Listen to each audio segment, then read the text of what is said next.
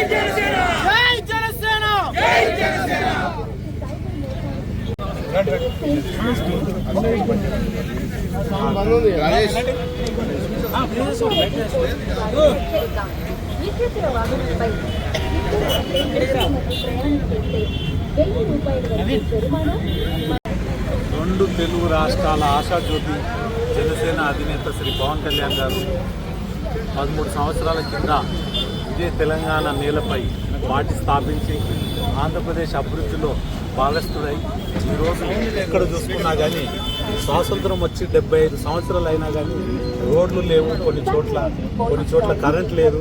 అటువంటి వ్యవస్థని మారుస్తున్న గొప్ప వ్యక్తి జనసేన అధినేత శ్రీ పవన్ కళ్యాణ్. ఈరోజు భారతదేశం అంతా ఆయన వైపు చూస్తుంది. ఎక్కడ చూసుకున్నా ఏ ప్రోగ్రాం చేసినా ఆయనను తలుచుకుంటుంది.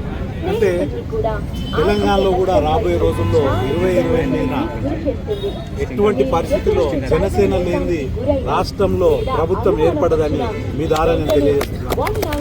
ఎందుకంటే మేము కింది స్థాయికి వెళ్ళి ఇక్కడ తెలంగాణలో పునాదులు వేస్తున్నాం. ఎందుకంటే బలంగా ఉండాలని రాబోయే రోజుల్లో కార్పొరేషన్లో కూడా కార్పొరేటర్లుగా గెలిచి మేయర్, డిప్యూటీ మేయర్ స్థానానికి వెళ్తారని నేను మనస్ఫూర్తిగా కోరుకుంటున్నాను. అదేవిధంగా 2028లో ఏదైతే జనరల్ ఎలక్షన్స్ ఉంటాయో దానిలో కూడా మా పాత్ర గొప్పగా ఉంటుందని మీరు అలా తెలియజేస్తాం. ఉంటుందో చూపించారండి. అంటే జనసేన రాకముందు రాజకీయాలు వేరే, జనసేన వచ్చినాక రాజకీయాలు వేరే. మొత్తం జనసేన రాజకీయాలు మార్చేస్తుంది. రాజకీయ నాయకులు కూడా జనసేన పార్టీ అంటే భయంలో నిజంగా 100% ఉన్నారు.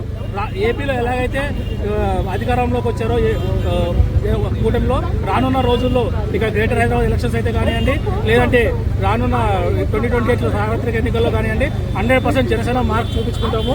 పటాన్చేరులో కూడా లాస్ట్ టైం జెడ్పీటీసీ, ఎంపీటీసీగా పోటీ చేసినప్పుడు మాకు ఇక్కడ గడ్డా శ్రీకాంత్ గారిని పోటీ చేశారు. అండ్ మళ్ళీ మొన్న కౌన్సిలర్గా పోటీ చేశారు.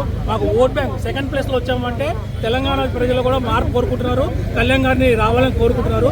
100% రానున్న ఎలక్షన్స్లో తెలంగాణలో జనసేన పార్టీ జెండా ఎగురవేరుతూ ఖాయం. అందులో ఇక్కడ ఇప్పుడు మా అన్నగారు తరపు నుంచారండి, రాష్ట్ర ఇన్ఛార్జ్ మేము పాటిస్తున్నాము.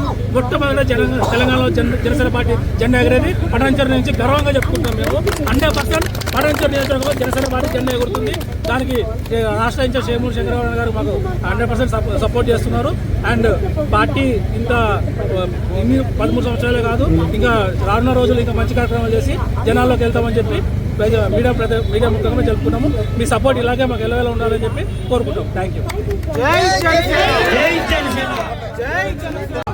ఆవిర్భావ సభ పటాన్చెరులో జరుగుతున్న సందర్భంగా విచ్చేసినటువంటి సోదరులు, మరి పవన్ కళ్యాణ్ గారు నమ్మిన సిద్ధాంతాన్ని తూచా తప్పకుండా ఆ రోజు పార్టీ ఆవిర్భావ సమయంలో ఉన్న 5గురులో ఒకరైనటువంటి మా శంకరన్న గారిని పటాన్చెరు ఆవిర్భావ సభకి స్వాగతం తెలుపుకుంటూ, మరి ఇక్కడ ఇన్ఛార్జిగా ఉన్నటువంటి రాజేష్కి, వీరందరికీ కూడా ఆవిర్భావ సభ సందర్భంగా శుభాకాంక్షలు తెలియజేసుకుంటూ సెలవు తీసుకుంటున్నాం. జై జనసేన.